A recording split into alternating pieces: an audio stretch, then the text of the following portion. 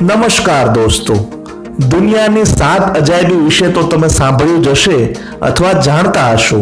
તાજમહેલ પણ અજાયબી છે. પણ દોસ્તો, શું તમને ખબર છે કે ગુજરાતના અમદાવાદમાં પણ એક અજાયબી આવેલી છે? આ વિડીયોમાં હું તમને આ જગ્યાએ લઈ જઈશ અને જણાવીશ કે શા માટે તેને કહેવાય છે દુનિયાની એક મોટી અજાયબી.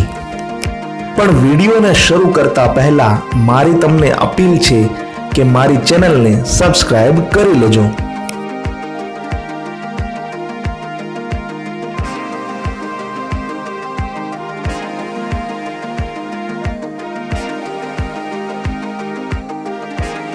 તો દોસ્તો, આ દ્રશ્યોને ધ્યાનથી જોઈ લો, કારણ કે આ જગ્યા છે ગુજરાતની સૌથી મોટી અજાયબી.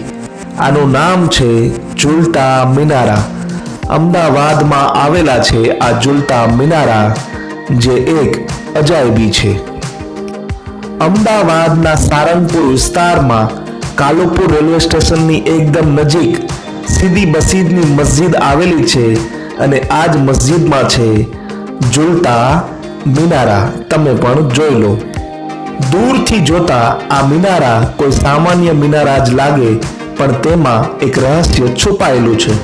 વાત કંઈક એવી છે કે આ બે મિનારામાંથી એક મિનારાની ઉપર ચડીને જો તે મિનારાને હલાવવામાં આવે તો બાજુનો મિનારો આપોઆપ હલવા લાગે છે. આ છે તે જગ્યા કે જ્યાંથી મિનારાની ઉપર ચડવામાં આવે છે અને ત્યાં ચડ્યા બાદ જો તમે તે મિનારાને હલાવશો તો બાજુનો મિનારો આપોઆપ હલવા લાગશે. કોઈ નથી જાણતું કે આવું શા માટે થાય છે. વૈજ્ઞાનિકો પાસે પણ જવાબ નથી. એવું કહેવાય છે કે અમદાવાદના સ્થાપક સુલતાન અહેમદ શાહના ગુલામ સીદી બસીરે આ મસ્જિદ બનાવી હતી અને આ મિનારા પણ તેણે જ બનાવ્યા હતા. અમદાવાદમાં જ આવેલા હોવા છતાં આ મિનારા વિશે અમદાવાદીઓને પણ બિલકુલ ખબર નથી. આમ તો દુનિયામાં આવા ઝૂલતા મિનારા ઘણી જગ્યાએ આવેલા છે, પણ અમદાવાદના આ ઝૂલતા મિનારા સ્થાપત્યની દ્રષ્ટિએ તમામ મિનારાથી બિલકુલ અલગ તરી આવે છે.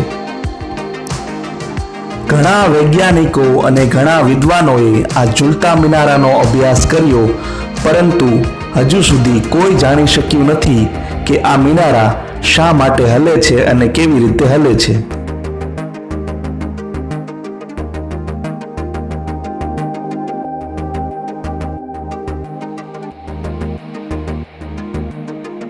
અમદાવાદના ભીડભાડવાળા વિસ્તારમાં આવેલી હોવા છતાં આ મસ્જિદ કે પછી આ ઝૂલતા મિનારા વિશે લોકોને ખબર નથી, તે એક દુર્ભાગ્ય જ કહેવાય.